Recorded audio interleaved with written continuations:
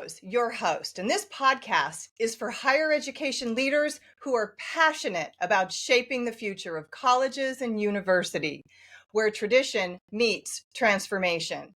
Whether you're a new leader, you're new to leadership, or a veteran leader, this is your go-to space for candid conversations that explore how leadership, culture, and performance intersect on today's college campuses.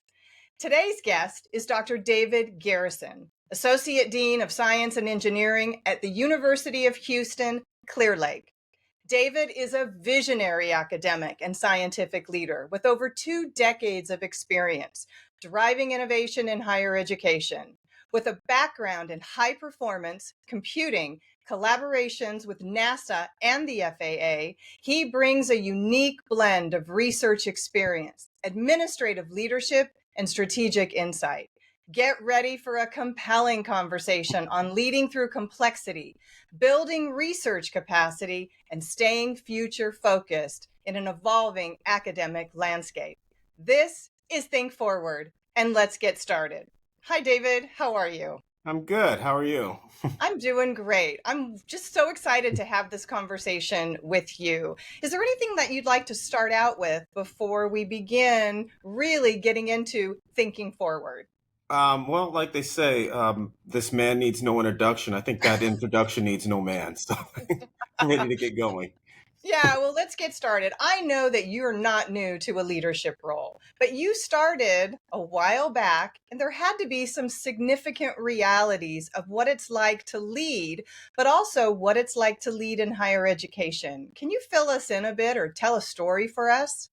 Yeah, well, when I started at UH Clear Lake, I actually came here right out of graduate school, and I was hired into a position I think nobody wanted, which was to chair a physical sciences program. Oh, And I came here because I saw a really unique opportunity. It was small to medium-sized university, which meant that I could do things that I would not have been able to do at a larger institution. yeah. And also, what I wanted to do was I wanted to start a physics program. I wanted to actually Mm, build something new, and I had that opportunity here.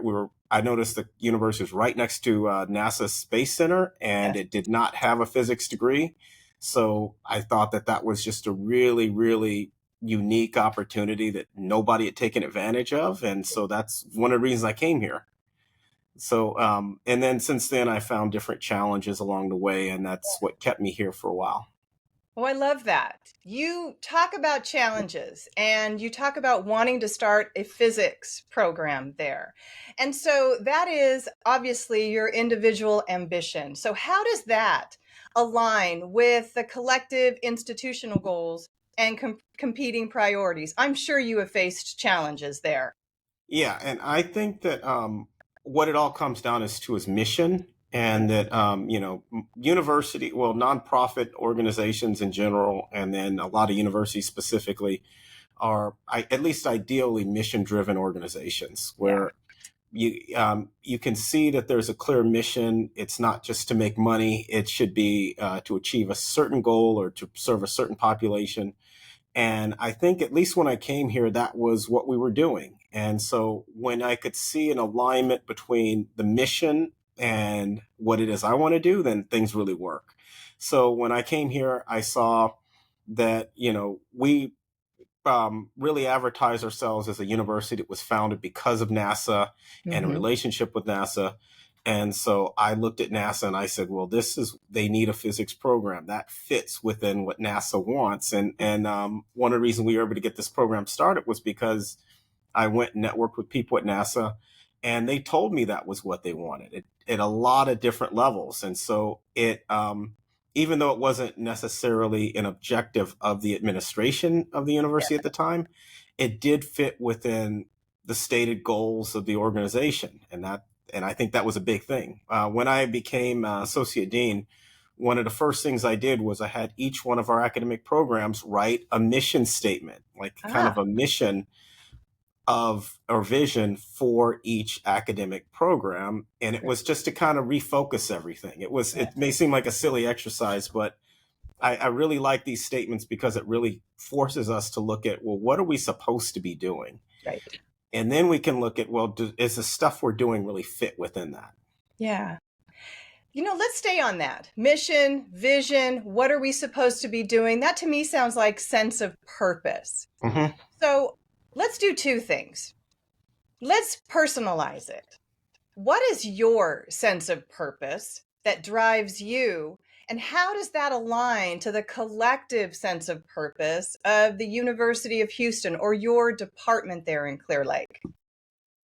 I think that my sense of purpose has always revolved around solving problems Yeah. and solving unique challenges and also just, seeking out growth. Because I think that as ideally, a university is a community of scholars, which means that we should all be continuously learning and growing. And if we're not doing that, then what kind of example are we setting for our students?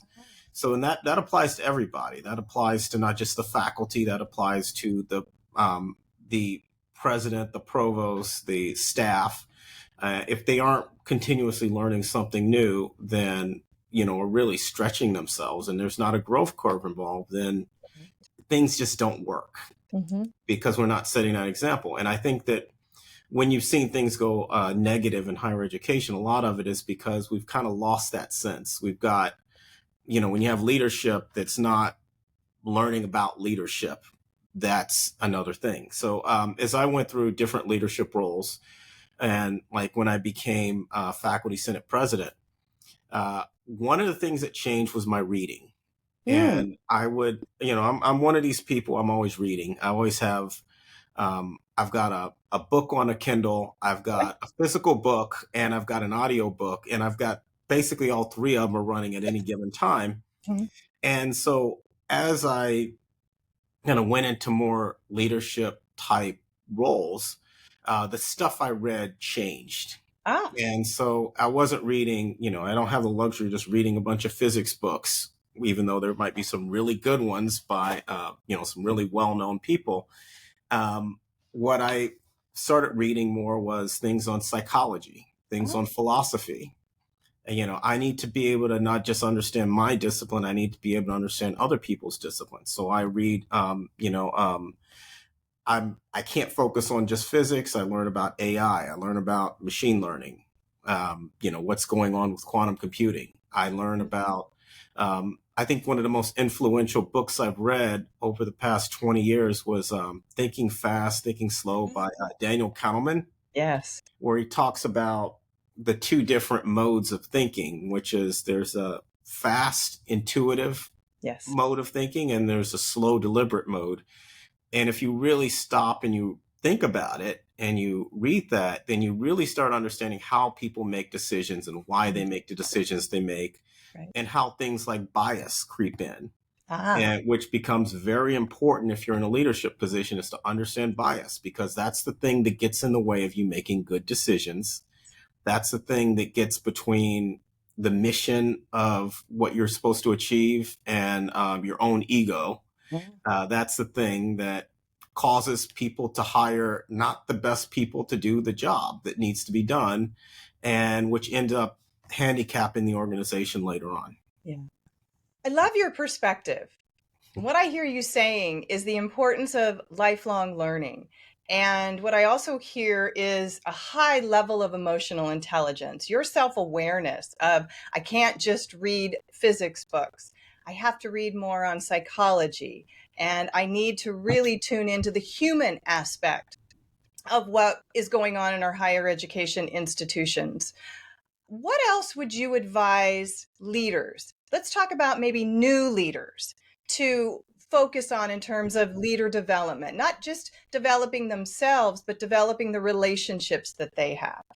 Okay. And the way I think about it is, I try to make things very simple, because as Richard Feynman would say, if you can't explain it to your mom, you really don't understand it. I love that. So the way I see leadership is that your job is to maximize the human performance that you have access to, which means that, and we can take an example of, as a physicist, you could be the smartest physicist on the planet, but what happens is if you just stay in a lab by yourself, talking to nobody else, not reading any papers and just do your work, you are not going to accomplish much. Mm.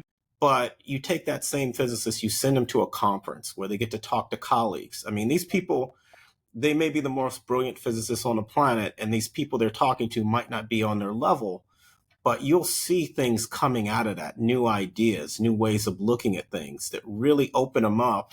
And then next thing you know, you see breakthroughs coming out. Or you see them collaborating with a team, and then next thing you know, they're producing a lot more as a team than they are as an individual.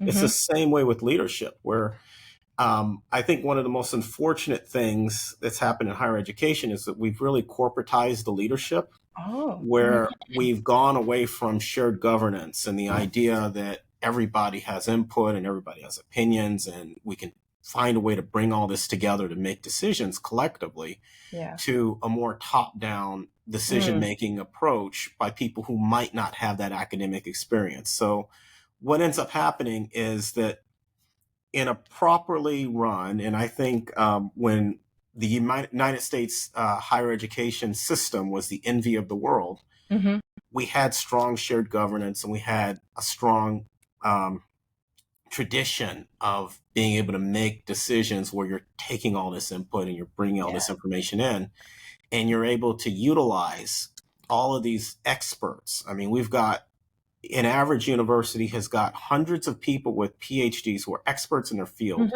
who worked really hard, who are brilliant, who know things that you don't know, and they can be utilized in order to make these great decisions on really challenging things. But I think we've gotten away from the culture of doing that a lot. And that's what's, I think, hurts leadership. And I think really good leadership taps into that. Like I always ask the question, for example, of when we were trying to grow as a university and there was an issue of marketing and how do we market the university?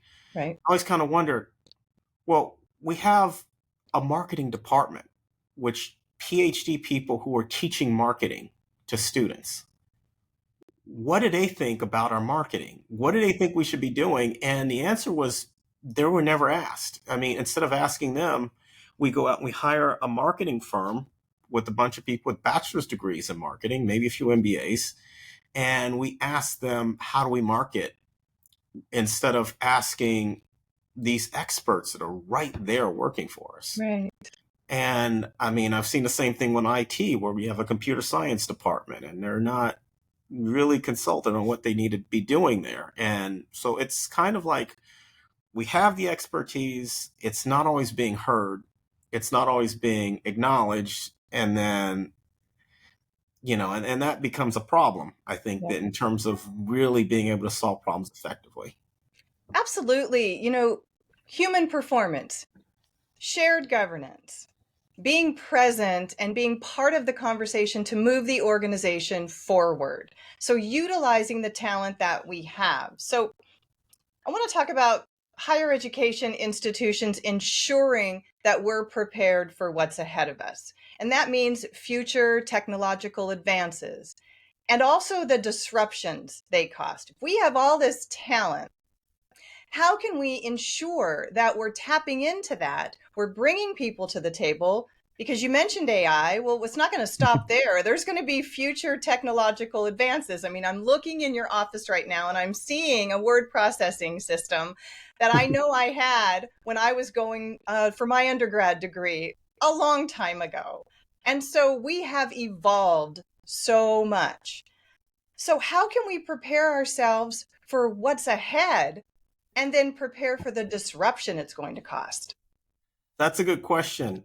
So when I first came to university, it was over 20 years ago, and the computers were effectively more like that. I mean, they were a little more advanced than that, but still not much. But I remember I asked the question about wanting to teach a class online or remotely, and I was effectively given the answer that there is no way we could do it, because effectively it meant we could tape some short lectures in a very controlled environment, record them on DVDs, figure out a way to distribute them to students. It was just not practical. When our university underwent what we call downward expansion, we brought in freshmen and sophomores for the first time. We taught juniors, seniors, and graduate students before that. Okay. And we had a lot of faculty who had a lot of teaching experience but had never taught a freshman class. We had a lot of new faculty we were hiring who had very little teaching experience in general. And so I worked with our provost, and we developed a Center for Faculty Development whose mission was to retool and help faculty train. And it was meant to be a very faculty-led organization where they could identify the issues, they could identify the resources, they could identify the challenges, and they could help with this retooling. And it's become an essential part of the university over the past 10 years. And so what's happened was it was developed based on a study that we did, a national study of all the other teaching and learning centers we could find, where we interviewed the directors, we did site visits, we did everything we could. To our provost's credit, he financed the whole study on top of financing the center once it was developed. And so, it ended up working out really great for us. And I think that kind of organization is a good vehicle for adjusting for change, because what happened a few years later in 2020 was we went from the idea that a lot of classes either can't be taught online or shouldn't be taught online. And a lot of faculty were thinking there's no way in hell I'm ever going to teach this stuff online to how do I get this thing online within the next 2 weeks? And so we literally shut down the university for a couple of weeks, and we retooled everybody to teach online. And they were an essential part of that. The instructional designers and our online was an essential part of that. So we made it work. And it wasn't just us. Everybody in the nation had to do that. And so there's a lot of stuff had to transition really quickly. And it changed higher education. But I think we were somewhat ready for that because we had the tools in place to do it. Then with AI, it's like we're going through another transition where you have to learn how to teach with AI. It's not going to go away. You have to be able to give assignments and that actually are AI compatible, that students can't easily cheat on the assignment. But also it opens up other possibilities of we kind of limit ourselves in what we can teach now because of resources. And things like AI allow us to do things like, and AI can effectively function as a teaching assistant, helping students, helping grading. And so that means that the class sizes that were very limited before because of those things become a lot less limited now. So we have to stretch those boundaries. And then we also have to understand, too, that the students have changed and what they're expecting. And we have to work within those constraints. So it's kind of like there's a lot of stuff going on, and there are a lot of people who are closer to the problem who really understand it. And so the idea is to get a place where we can get their input on what needs to be done and how it needs to be fixed and what are the possibilities of fixing it, and then organize in such a way we can use that brain power to solve the problems. Yeah. You bring up so many wonderful points in terms of change, resistance to change, an engaged culture during change on campus, and the realities of meeting our students' learning needs and how we're adapting along the way. So with all of that in mind, share how we address this, the change, the cultures, how we're engaged, so the culture on our campuses, and then the realities of meeting our students' learning needs.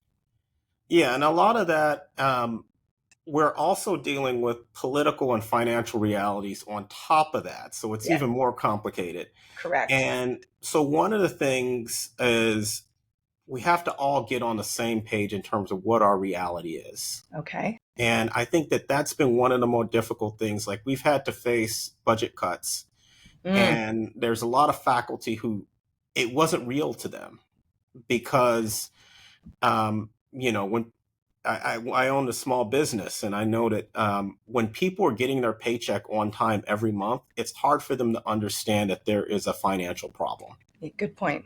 When their paycheck starts getting delayed, that's when it starts getting real. And that's when they start saying that, you know what, maybe I shouldn't be asking for this other stuff that I don't really need because they really can't afford it. And I think that it didn't become real to some of the faculty until we started talking about some program closures.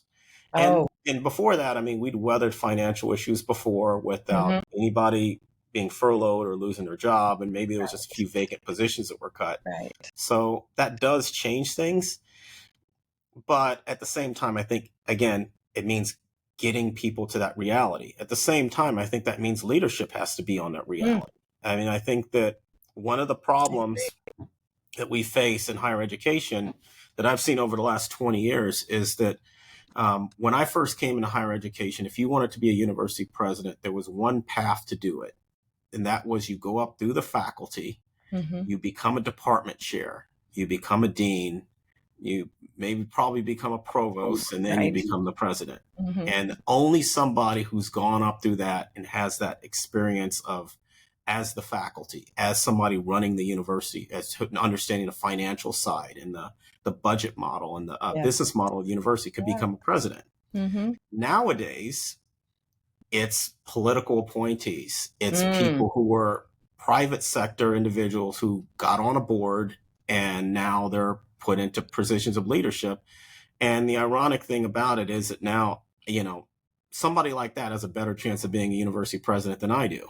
So it's, and, you know, and it's a real bad thing for the university, I think, because since they don't come from that background, when they come in as an outsider, they don't necessarily see the issues or the problems. They don't understand who they need to talk to. Mm-hmm. They don't understand the traditions of shared governance. And they may not understand even the qualifications of what a provost needs or a dean needs to actually do their job. And so we end up with people who may not completely reflect what the potential and the mission of the university is, but they're making the decisions related to it. And that complicates things. So it's it becomes a very big problem from the top and the bottom. And then also here in Texas, we're facing a political reality where the legislature's effectively gotten rid of shared governance. So the faculty don't really have a voice like they used to bring up these issues and have any real teeth on how to solve them. And it's, you know, they're basically taking more of the employee role where they're coming along for the ride as opposed to, you know, the traditional faculty role where they're saying, this is what we need to do. So absolutely. I brought up a lot of problems here. Yes, unfortunately, you did. I don't have solutions for all of them, but I think that, you know, if I had to say it, I would just say we have to go back to what is our mission? What is the reality of the situation we're dealing with?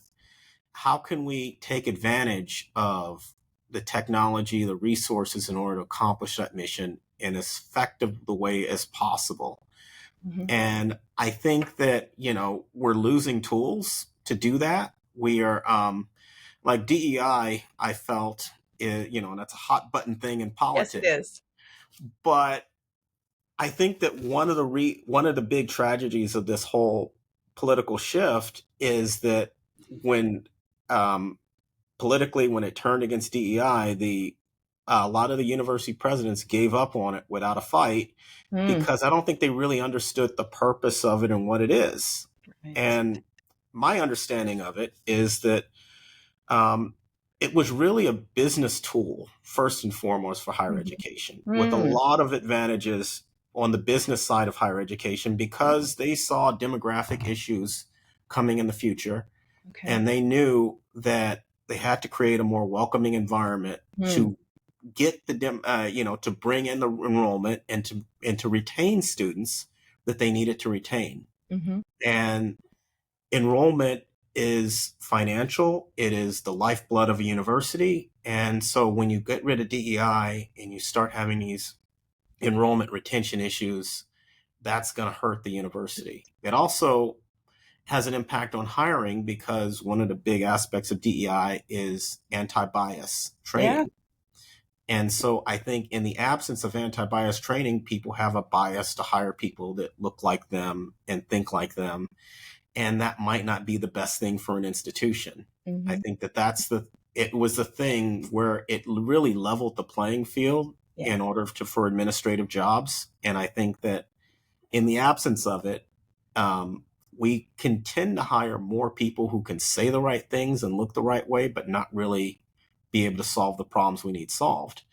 So we've really hurt ourselves there. And I think that, at a certain level, I think at higher education, we have to be better about communicating what our mission is. Yes. And what we're trying to do to the politicians in a way that they understand it, and that there's a focus on the bottom line. And it's not about, some, as they would put it, woke agenda or anything, or some type of political, culture war battle. But it is about, this is how we run our business. This is how we know what we're doing. We've been doing this for a long time. When we did it the way that, we traditionally did it, we had the greatest higher education system on the planet. And I like to call higher education in the United States a network, not really an industry, because unlike other industries, like take soft drinks, and you have Coke and Pepsi, and they compete against each other. And Coke would not lose a minute of sleep if Pepsi died off tomorrow. In higher education, we've got community colleges, we've got regional public universities, we've got for-profit universities, we've got private universities that are nonprofit, we've got these elite universities, we've got these flagship universities, and they work together in a way that they're not so much competing against each other as they are collaborating, so that a student can go from, who doesn't have much money, they can start off at a community college and they could transfer to a regional public. Yes. And then after that, they want to go on for their PhD and they can go to a flagship university. And that's encouraged. And that's encouraged. And it's actually, when I was going through getting my PhD or getting my degrees, it was very clear to me that, you went to MIT for undergraduate. We don't want you to go here for graduate school. We want you to go somewhere else. I went to, a private university for undergraduate. I went to a flagship public university, Penn State, for my graduate school. And I got two very different experiences. And now I'm working at a regional public university, which is a totally different experience. And so all of them fit together. All of them have different missions. All of them are going after different students. And it can work well, and we know it has worked well in the past. But what's happening now is we have more of a competition thing, where the elite universities are competing among themselves for students, even though they don't have to compete much because they accept so few students anyway. The flagship universities, when you see that there's a crunch in enrollment, they take students that would normally go to the regional publics. And there's a competition there. And so we get into a certain state of, we're not really functioning the way we should. And I think that that's where we need to do a course correction. Yeah. You touched on so many topics that I really want to dive further in. I'm happy you brought up the DEI challenge that's going on right now across the country here in the States. I'm glad you brought up the realities of what we're experiencing on campus with shared governance and with what our students are going through. Your experience as Faculty Senate President and coming up through the ranks to the position you're in. As we wrap up here very quickly, I am hearing you and thinking about influence and transformational leadership. With your knowledge, your experience, your background, you have an enormous amount of influence. Can you share with us how you utilize that to really not only transform, take us from where we are right now, the traditional background, the traditional scope of higher education, but how we become more transformational? So in a sense, how are you going to help influence that? Well, I think it comes down to things like morale. Morale is very important at any institution, because high morale means that people are on their mission and they're getting things done. When people aren't happy, and it's a lot of time, low morale comes from a loss of mission, and it comes from a lack of understanding. So, I mean, I think we all have a goal to like talk to people, to be honest, Yeah. to not hide what we're thinking, because I think a lot of time people will play the political game and they can't, there's an inherent sense that we can't be trusted. And so I think that what we have to do is we have to say, well, this is what I think, this is what I believe in. And throughout my career, even though I wasn't the president, wasn't the provost, I think that they did listen to me. And they did say that, well, this is, and it maybe nudges things in the right direction. Yeah. And so I think we all have kind of that duty to try to nudge things in the right direction and to do what we can. What I'm hearing you say is regardless of where you sit, regardless of your title, regardless of your background or experience, have a voice. That is where you can be influential, is come to the table, speak your truth, have a voice centered around the mission and the vision. And I also hear you talking about alignment. This is what I believe. This is what I know that we can do as an organization to make sure that we're human-centered first and foremost, and that this is how we can move something forward. But we need to come to the table and we need to have collaborative conversations around all the issues plus more that we haven't even talked about today. So for those of you out there listening, I think we would all value having Dr. Garrison back on this podcast to share and to dive deeper into the issues that he has mentioned and how we're going to continue to think forward. And so would that be an opportunity? Would you be interested in coming back and going through round two? Absolutely. We can do a lot more of this. Good. I love that. So for those of you out there, we ask that you write a review, help us to understand what you appreciated from this conversation. Follow us on Instagram, go to the website, ourleadershipjourney.com, but definitely have a voice. And we look forward to exploring that further and hearing about how we can continue to think forward. Thank you so much, David. I appreciate you being with us today. Thank you.